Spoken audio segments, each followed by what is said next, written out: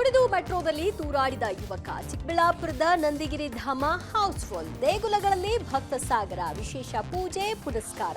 ಎಲ್ಲ ಸುದ್ದಿ ನೋಡೋಣ ಕರ್ನಾಟಕ ಟಾಪ್ 20ಯಲ್ಲಿ. ಇನ್ನು ಮೆಟ್ರೋದಲ್ಲಿ ಕುಡಿದ ನಶೆಯಲ್ಲಿ ನಿಲ್ಲೋಕು ಆಗದೆ ಯುವಕನೋರ್ವ ತೂರಾಡ್ತಾ ಇರೋ ದೃಶ್ಯಗಳು ವೈರಲ್ ಆಗಿದೆ. ಇಂದಿರಾ ಟು ವಿಜಯನಗರ ನೇರಳೆ ಮಾರ್ಗದ ಮೆಟ್ರೋದಲ್ಲಿ ಈ ಘಟನೆ ನಡೆದಿದೆ. ಕುಡಿದು ವಾಲಾಡಿದ ಯುವಕನ ವಿಡಿಯೋ ಸೋಷಿಯಲ್ ಮೀಡಿಯಾದಲ್ಲಿ ವೈರಲ್ ಆಗ್ತಾ ಇದೆ. ಈ ಮಧ್ಯೆ ನಿನ್ನೆ ಒಂದೇ ದಿನ ನಮ್ಮ ಮೆಟ್ರೋದಲ್ಲಿ 6 ಲಕ್ಷಕ್ಕೂ ಹೆಚ್ಚು ಜನ ಪ್ರಯಾಣಿಸಿ ದಾಖಲೆ ಬರೆದಿದ್ದಾರೆ. ಒಟ್ಟು 6,26,202 ಮಂದಿ ನಮ್ಮ ಮೆಟ್ರೋದಲ್ಲಿ ಸಂಚರಿಸಿರುವ ಬಗ್ಗೆ ಬಿಎಂಆರ್ಸಿಎಲ್ ಮಾಹಿತಿಯನ್ನ ಕೊಟ್ಟಿದೆ. ಅಂದಹಾಗೆ ಹೊಸ ವರ್ಷದ ಸಂಭ್ರಮಾಚರಣೆ ಹಿನ್ನೆಲೆಯಲ್ಲಿ ನಿನ್ನೆ ನಮ್ಮ ಮೆಟ್ರೋ ಸಂಚಾರ ಮಧ್ಯರಾತ್ರಿ 2:15 ತನಕ ವಿಸ್ತರಣೆ ಮಾಡಲಾಗಿತ್ತು. ನ್ಯೂ ಇಯರ್ಗೆ ಮದ್ಯ ಮಾರಾಟದಿಂದ ಸರ್ಕಾರದ ಬೊಕ್ಕಸಕ್ಕೆ ಭರ್ಜರಿ ಆದಾಯ ಹರಿದು ಬಂದಿದೆ. ನಿನ್ನೆ ಒಂದೇ ದಿನ 193 ಕೋಟಿ ಮೌಲ್ಯದ ಎಣ್ಣೆ ಸೇಲ್ ಆಗಿದೆ. ಡಿಸೆಂಬರ್ ತಿಂಗಳಿನಲ್ಲಿ Indian made liquor 3,07,953 box, beer 1,95,005 box ಮಾರಾಟ ಆಗಿದೆ. ಡಿಸೆಂಬರ್ ಒಂದೇ ತಿಂಗಳು 400 ಕೋಟಿ ಹೆಚ್ಚುವರಿ ಆದಾಯ ಬಂದಿದೆ. ಕಳೆದ ವರ್ಷ ಡಿಸೆಂಬರ್ ತಿಂಗಳಿನಲ್ಲಿ 2,611 ಕೋಟಿ ಆದಾಯ ಬಂದಿತ್ತು. ಈ ವರ್ಷ ಡಿಸೆಂಬರ್ ತಿಂಗಳಿನಲ್ಲಿ 3,000 ಕೋಟಿ ಆದಾಯ ಸಂಗ್ರಹ ಆಗಿದೆ. ಈ ಮಧ್ಯೆ ಸರ್ಕಾರದ ಬೊಕ್ಕಸಕ್ಕೆ ಆದಾಯ ತರಲು ಎಂಎಸ್ಐಎಲ್ ಹೈಟೆಕ್ ಮಳಿಗೆ ಆರಂಭಿಸಲು ಪ್ಲಾನ್ ಮಾಡಿದೆ. 200 ಹೈಟೆಕ್ ಶಾಪ್ಗಳನ್ನ ರಾಜ್ಯಾದ್ಯಂತ ತೆರೆಯಲು ನಿರ್ಧಾರ ಮಾಡಲಾಗಿದೆ. ಬಸವೇಶ್ವರ ನಗರದಲ್ಲಿ ಎಂಎಸ್ಐಎಲ್ನ ಮೊದಲ ಬ್ರಾಂಚ್ ಓಪನ್ ಮಾಡಲಾಗಿದೆ.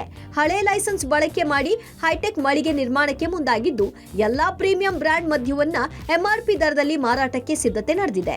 ಈ ಲಿಕ್ಕರ್ ಔಟ್ಲೆಟ್ಸ್ ಕೂಡ ಎಂಆರ್ಪಿ ದರದಲ್ಲಿ ಸಿಗಬೇಕು ಜನರಿಗೆ. ಮತ್ತೆ ಈ ಕಳಪೆ ಮತ್ತೆ ಈ ಭಟ್ಟಿ ಸರಾಯಿ ಏನು ಕುಡಿಯೋದು ಒಂದು ನಾವು ನೋಡ್ತಾ ಇದ್ದೀವಿ ಹಳ್ಳಿಗಳಲ್ಲಿ. ಅದನ್ನು ತಡಿಬೇಕು ಅನ್ನೋ ಕಾರಣಕ್ಕೆ ಒಳ್ಳೆ ಒಂದು ದರದಲ್ಲಿ ಹಳ್ಳಿ ಹಂತದಲ್ಲೂ ಕೂಡ ಎಂಆರ್ಪಿ ದರದಲ್ಲಿ ಎಂಐಎಸ್ಎಲ್ ಅಂಗಡಿಗಳನ್ನು ಪ್ರಾರಂಭ ಮಾಡಿದೆ.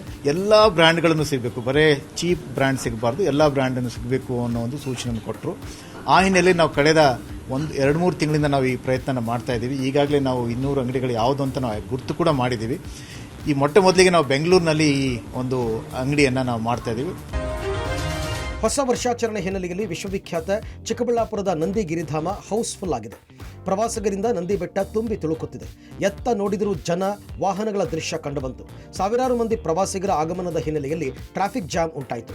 ಹೀಗಾಗಿ ಮಿರ್ಜಾ ಸರ್ಕಲ್ ಬಳಿಗೆ ವಾಹನಗಳಿಗೆ ತಡೆ ನೀಡಲಾಯಿತು. 4 ರಿಂದ 5 ಕಿಲೋಮೀಟರ್ ವಾಹನಗಳು ಸಾಲುಗಟ್ಟಿ ನಿಂತಿದ್ವು. ನಂದಿ ಬೆಟ್ಟದ ಮೇಲ್ಭಾಗಕ್ಕೆ ತೆರಳಲು ಸರಿಸುಮಾರು 1 ರಿಂದ 2 ಗಂಟೆ ಸಮಯ ಬೇಕಾಯಿತು. ಹೀಗಾಗಿ ವಾಹನ ಸವಾರರು ಕೆಲಕಾಲ ಪರದಾಡುವಂತಾಯಿತು. ಇನ್ನು ಕೆಲವರು ಅರ್ಧ ದಾರಿಗೆ ಬಂದು ಟ್ರಾಫಿಕ್ನಿಂದಾಗಿ ವಾಪಸ್ಸಾದರು.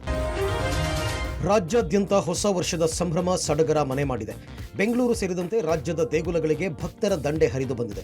ಬೆಂಗಳೂರಿನ ಶಕ್ತಿ ದೇವತೆ ಅಣ್ಣಮ್ಮ ದೇವಿಗೆ ವಿಶೇಷ ಪೂಜೆ ಅಲಂಕಾರ ಮಾಡಲಾಗಿತ್ತು. ಕಾಡುಮಲ್ಲೇಶ್ವರ ದೇವಾಲಯವು ರಶ್ ಆಗಿತ್ತು. ಮಧ್ಯಾಹ್ನ 1 ಗಂಟೆಗೆ ಕ್ಲೋಸ್ ಆಗ್ತಾ ಇದ್ದ ಕಾಡುಮಲ್ಲೇಶ್ವರ ದೇಗುಲ ಇಂದು 2:30ರವರೆಗೆ ಭಕ್ತರ ದರ್ಶನಕ್ಕೆ ಅನುವು ಮಾಡಿಕೊಡಲಾಯಿತು. ಅತ್ತ ಕೋಲಾರದ ಕೋಟಿಲಿಂಗ ಕ್ಷೇತ್ರಕ್ಕೆ ಭಕ್ತ ಸಾಗರವೇ ಹರಿದು ಬಂದಿತ್ತು. ಕೋಟಿ ಶಿವಲಿಂಗ ದರ್ಶನ ಪಡೆದು ಭಕ್ತರು ಪುನೀತರಾದರು. ಚಾಮರಾಜನಗರದ ಮಲೆಮಹದೇಶ್ವರ ಬೆಟ್ಟ ಭಕ್ತ ಸ್ತೋಮದಿಂದ ತುಂಬಿ ತುಳುಕುತ್ತಿತ್ತು. ಅಸಂಖ್ಯಾತ ಭಕ್ತರು ಮಾದಪ್ಪನ ಚಿನ್ನದ ತೇರು, ಬೆಳ್ಳಿ ರಥ, ಬಸವ ವಾಹನ, ಹುಲಿ ವಾಹನ ಸೇವೆ ಮಾಡಿದರು. ಉಘೆ ಉಘೆ ಮಾದಪ್ಪ ಜೈಕಾರ ಮಾರ್ದನಿಸಿತ್ತು. ಬೆಳಗಾವಿಯ ಇತಿಹಾಸ ಪ್ರಸಿದ್ಧ ದಕ್ಷಿಣ ಕಾಶಿ ಕಪಿಲೇಶ್ವರನಿಗೆ ರುದ್ರಾಭಿಷೇಕ, ಪಂಚಾಮೃತ ಅಭಿಷೇಕ, ಜಲಾಭಿಷೇಕವನ್ನು ನೆರವೇರಿಸಲಾಯಿತು. ಮೈಸೂರಿನ ಚಾಮುಂಡಿ ಬೆಟ್ಟಕ್ಕೆ ಭಕ್ತ ಸಾಗರವೇ ಹರಿದು ಬಂತು. ಕಣ್ಣು ಹಾಯಿಸಿದಷ್ಟು ಜನಜಾತ್ರೆಯೇ ಕಂಡುಬಂತು. ನಾಡದೇವತೆ ಚಾಮುಂಡಿ ದೇವಿಗೆ ವಿಶೇಷ ಪೂಜೆ ಪುನಸ್ಕಾರ ನೆರವೇರಿಸಿ ದೇವಿಯ ಕೃಪೆಗೆ ಭಕ್ತರು ಪಾತ್ರರಾದರು. ಮಂಡ್ಯ ಜಿಲ್ಲೆಯ ಚೆಲುವನಾರಾಯಣ ಸ್ವಾಮಿ, ನಿಮಿಷಾಂಬ, ರಂಗನಾಥ ದೇವಸ್ಥಾನ ಸೇರಿದಂತೆ ಪ್ರಮುಖ ದೇವಸ್ಥಾನಗಳಿಗೆ ಕುಟುಂಬ ಸಮೇತರಾಗಿ ಆಗಮಿಸಿ ಜನ ವಿಶೇಷ ಪೂಜೆ ಪುನಸ್ಕಾರ ಮಾಡಿದರು. ಮಾಸ್ಕ್ ಧರಿಸಿ ಸರತಿ ಸಾಲಿನಲ್ಲಿ ನಿಂತು ದೇವರ ದರ್ಶನವನ್ನು ಪಡೆದರು. ಬೆಂಗಳೂರು ಗ್ರಾಮಾಂತರ ಜಿಲ್ಲೆ ದೊಡ್ಡಬಳ್ಳಾಪುರ ತಾಲೂಕಿನ ಘಾಟಿ ಸುಬ್ರಹ್ಮಣ್ಯ ದೇವಾಲಯವು ರಶ್ ಆಗಿತ್ತು. ಬೆಳ್ಳಂಬೆಳಿಗ್ಗೆ ದೇವಾಲಯಕ್ಕೆ ಆಗಮಿಸಿ ದೇವರ ದರ್ಶನ ಪಡೆದರು.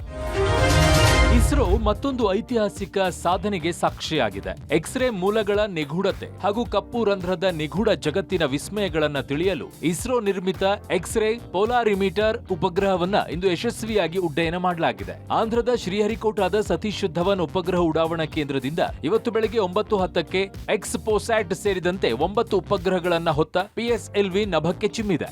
ಇದು ಮೊದಲ ಸಂಪೂರ್ಣ ವೈಜ್ಞಾನಿಕ ಉಪಗ್ರಹವಾಗಿದೆ. 2023ರಲ್ಲಿ ಚಂದಿರನ ದಕ್ಷಿಣ ಧ್ರುವದಲ್ಲಿ ಯಶಸ್ವಿ ಪಾದಾರ್ಪಣೆ ಮಾಡಿದ ಬಳಿಕ ಭಾರತ ಹೊಸ ವರ್ಷ 2024ರಲ್ಲಿ ಹೆಚ್ಚಿನ ಸವಾಲುಗಳ ಹೊಸ ಯೋಜನೆಗಳನ್ನ ಕಾರ್ಯಗತಗೊಳಿಸಲು ಸಿದ್ಧತೆ ನಡೆಸಿದೆ.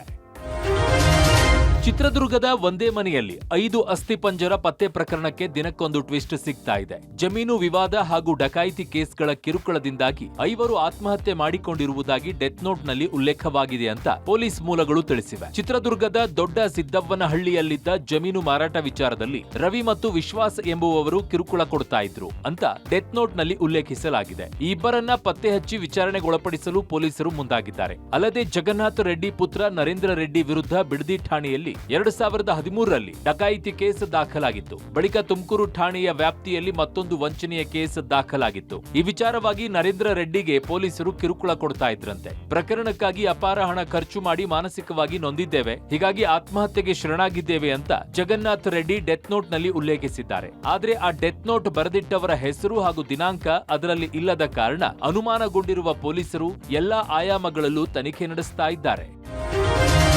ಸರ್ಕಾರದ ವಿರುದ್ಧ ಅತಿಥಿ ಉಪನ್ಯಾಸಕರು ಹೋರಾಟವನ್ನ ಮುಂದುವರೆಸಿದ್ದಾರೆ. ಸೇವೆ ಖಾಯಂಗಾಗಿ ಆಗ್ರಹಿಸಿ ಇವತ್ತು ತುಮಕೂರಿನ ಸಿದ್ಧಗಂಗಾ ಮಠದಿಂದ ಬೆಂಗಳೂರಿನ ಫ್ರೀಡಂ ಪಾರ್ಕ್ ವರೆಗೆ ಪಾದಯಾತ್ರೆಯನ್ನ ಆರಂಭಿಸಿದ್ದಾರೆ. ಪಾದಯಾತ್ರೆಗೆ ಸಿದ್ಧಗಂಗಾ ಮಠದ ಸಿದ್ಧಲಿಂಗ ಶ್ರೀಗಳು ಚಾಲನೆಯನ್ನ ಕೊಟ್ಟರು. ಪಾದಯಾತ್ರೆಯಲ್ಲಿ ಸುಮಾರು 2,000ಕ್ಕೂ ಹೆಚ್ಚು ಉಪನ್ಯಾಸಕರು ಭಾಗಿಯಾಗಿದ್ರು. ಸಿದ್ಧಗಂಗಾ ಶ್ರೀ ಮಾತನಾಡಿ, ಭವಿಷ್ಯದ ಪ್ರಜೆಗಳನ್ನ ರೂಪಿಸಿರುವ ಉಪನ್ಯಾಸಕರು, ಇವರ ಅಹವಾಲನ್ನ ಸರ್ಕಾರ ಕೇಳಬೇಕು. ಶಿಕ್ಷಕರು, ರೈತರು ದೇಶದ ಪ್ರಮುಖ ಆಸ್ತಿ. ಅತಿಥಿ ಉಪನ್ಯಾಸಕರ ಬೇಡಿಕೆಯನ್ನ ಸರ್ಕಾರ ನಿರ್ಲಕ್ಷ್ಯ ಮಾಡಬಾರದು. ಅತಿಥಿ ಉಪನ್ಯಾಸಕರ ಕಷ್ಟ ಸಿಎಂ ಸಿದ್ದರಾಮಯ್ಯನವರಿಗೆ ಚೆನ್ನಾಗಿ ಗೊತ್ತು. ಅವರು ವಿರೋಧ ಪಕ್ಷದ ನಾಯಕರಾಗಿದ್ದಾಗ ಅಂದಿನ ಮುಖ್ಯಮಂತ್ರಿ ಬಸವರಾಜ ಬೊಮ್ಮಾಯಿಗೆ ಪತ್ರ ಬರೆದಿದ್ದರು. ಅತಿಥಿ ಉಪನ್ಯಾಸಕರಿಗೆ ಸೇವಾ ಅಧಿನಿಯಮ ತಿದ್ದುಪಡಿ ಮಾಡಿ ಸೇವಾ ಭದ್ರತೆ ಒದಗಿಸುವಂತೆ ಒತ್ತಾಯಿಸಿದ್ರು. ಈಗ ಸಿದ್ದರಾಮಯ್ಯರೇ ಮುಖ್ಯಮಂತ್ರಿ ಇದ್ದಾರೆ. ಅತಿಥಿ ಉಪನ್ಯಾಸಕರ ಬೇಡಿಕೆ ಈಡೇರಿಸುವಲ್ಲಿ ಗಮನ ಹರಿಸಲಿ ಅಂತ ಸಿದ್ಧಗಂಗಾ ಶ್ರೀ ಆಗ್ರಹಿಸಿದ್ದಾರೆ. ಶಿಕ್ಷಣ ಕ್ಷೇತ್ರ ಅತ್ಯಂತ ಮುಖ್ಯವಾಗಿದೆ. ಆರೋಗ್ಯ, ಶಿಕ್ಷಣ, ಕೃಷಿ ಈ ಮೂರು ಚೆನ್ನಾಗಿದ್ರೆ ನಮ್ಮ ದೇಶ ಚೆನ್ನಾಗಿರ್ತದೆ. ಬೇರೆ ಯಾವ ಕ್ಷೇತ್ರ ಇಲ್ದಿದ್ರೂ ಪರವಾಗಿಲ್ಲ. ಸಿದ್ದರಾಮಯ್ಯನವರು ವಿರೋಧ ಪಕ್ಷದ ನಾಯಕ ಆಗಿದ್ದಾಗ